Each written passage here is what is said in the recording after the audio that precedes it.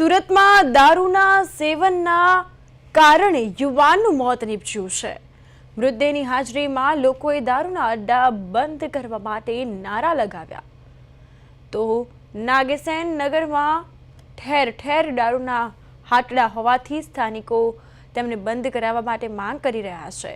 દીકરાની માતાએ રડતા રડતા કહ્યું છે કે દારૂ એ ઘર બરબાદ કરી દીધું છે ને એક જ પરિવારના બે ભાઈઓના મોતને લઈ લાગેલા આ હૃદયદ્રાવક દ્રશ્યો સમગ્ર વિસ્તારને ગમગીન બનાવી દીધા છે। સ્થાનિકો અને પરિવારે કડક પગલાં લેવા સરકાર અને પોલીસ પાસે માંગ કરી છે। સુરતમાં દારૂના સેવનના વધતા પ્રશ્ન સામે ભયનો માહોલ સર્જાયો છે તો દારૂના સેવનથી યુવાનનું મોત થયું છે। પરિવારે દારૂના અડ્ડા બંધ કરવા માંગણી કરી છે। મૃતદેહ સામે લાચાર માતાના આ હૃદયદ્રાવક દ્રશ્યો સામે આવ્યા છે।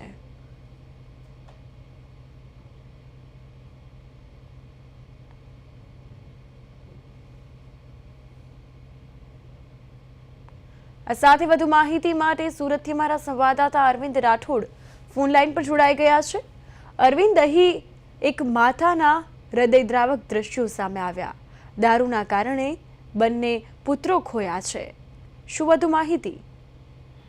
બિલકુલ કૃપા, સુરતમાં જે પ્રકારે દારૂના સેવનથી યુવાન છે તેમનું મોત નીપજ્યું હતું અને મૃતદેહની સામે જ દારૂ અડ્ડા બંધ કરવાના નારા પણ લગાવ્યા હતા, ત્યારે સુનિલ સોનવણેનું જે અતિશય દારૂના વ્યસનને કારણે છે તે તેમનું મોત નીપજ્યું છે અને યુવાન દીકરાની જે માતા છે તે રડતા રડતા બોલ્યા કે દારૂએ અમારું સમગ્ર ઘર બરબાદ કરી નાખ્યો। ઘરનો કમાનાર મોભી હતો, તેણે દારૂએ છીનવી લીધો છે। એટલે આ ઘટના છે સુરતના નાગસેન નગરની કે જેમાં ઠેર ઠેર દારૂના જે હાજડાઓ ચાલી રહ્યા છે।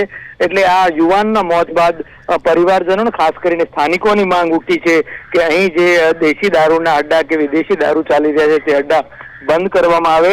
એટલે એક તરફ અર્થી હતી એટલે તેમની અર્થીની સામે જ આ રીતે નારા લગાવીને ભારે બેનર પણ દર્શાવ્યું હતું અને બેનર રાખીને ઉગ્ર સૂત્રોચ્ચાર સાથે દારૂ બંધ કરવાના નારા લાગ્યા। એટલે આ પ્રમાણેની ઘટના છે તે અત્યારે બની છે અને એક જ પરિવારમાં બે ભાઈઓના મોતનું દર્દનાક બેનર, હાલાકી જે બેનર છે બે ભાઈના મોતનું તે જૂનું બેનર છે, પરંતુ જે રીતે એક લાચારી કે બેવસ્તા દર્શાવતું એક બેનર છે તે અહીં દેખાઈ રહ્યું છે। એક માતાના હૃદયદ્રાવક દ્રશ્યો પણ જોઈ શકાય છે અને તેની વેદના કે ઘરનો જે એક યુવા જ્યારે આવી રીતે દારૂના દૂષણના લતમાં જ્યારે ખોયો છે ત્યારે બીજાનો કોઈ વહાલ છોયો ન જાય તેના માટે થઈ અને એક માતાના જે હૃદયદ્રાવક દ્રશ્યો છે કે અહીંથી દારૂના અડ્ડા બંધ કરાવો। જી બિલકુલ, ખાસ કરીને જો વાત કરીએ તો આજનું યુવાધન નશાના રવાડે ચડી રહ્યું છે ને ત્યારે આવી ઘટનાઓ વારંવાર પ્રકાશમાં આવી રહી છે।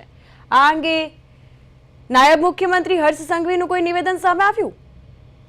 હાલ નાયબ મુખ્યમંત્રી ગુજરાતના અલગ અલગ કાર્યક્રમો વ્યસ્ત હશે, તેમના ધ્યાને નહીં હોય, પરંતુ તેમના જ શહેરમાં આ રીતની ઘટના એ ખૂબ કહી શકાય કે ગંભીર ગણી શકાય અને જે રીતે સરકાર દ્વારા પણ જે રીતે નશાનો જે કારોબાર છે ખાસ કરીને તેને રોકવા માટે પ્રયાસો કરી રહ્યા છે, છતાં પણ કોઈ ને કોઈ જગ્યાએ આ રીતે અવારનવાર આવા દ્રશ્યો સર્જાય છે। પરંતુ મહત્વનું છે કે અહીં એક આ જે નશાના રવાડે ચડેલો જે યુવાન છે તે દારૂ પીવાને કારણે મોતનો સીધો પરિવારજનો આરોપ સાથે વિરોધ કરાઈ રહ્યા છે અને સરકાર સમક્ષ માંગ કરી રહ્યા છે કે અહીં વિસ્તારમાં જે દેશી દારૂની હાટડીઓ ચાલતી છે તેને તાત્કાલિક બંધ કરાવવામાં આવે। જી કૃપા, બિલકુલ, અહીં બેનરો સાથે વિરોધ કરવામાં આવ્યો છે। આજનું યુવાધન નશાના રવાડે ચડી રહ્યું છે, હવે દારૂના હાટડા બંધ કરાવવા આવે તેવી માંગ પણ ઉઠવા પામી છે।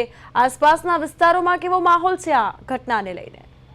કૃપા, ચોક્કસ જયારે કોઈનો વહાલ છોયો જે યુવાન જયારે દીકરો આવી રીતે એક વ્યસનના કારણે એક નશાની લતના કારણે જયારે ગુમાવવાનો વારો આવે ત્યારે સ્વાભાવિક છે કે સ્થાનિકોમાં ભારોભાર જે નારાજગી છે અને સાથોસાથ આજનું જે યુવાધન ખાસ કરીને જે રીતે નશાના દૂષણમાં અલગ અલગ તરફ જઈ રહ્યું છે તે ખૂબ વાલીઓ માટે અને કહી શકાય કે સમાજ માટે એક લાલ બત્તી સમાન કિસ્સો છે।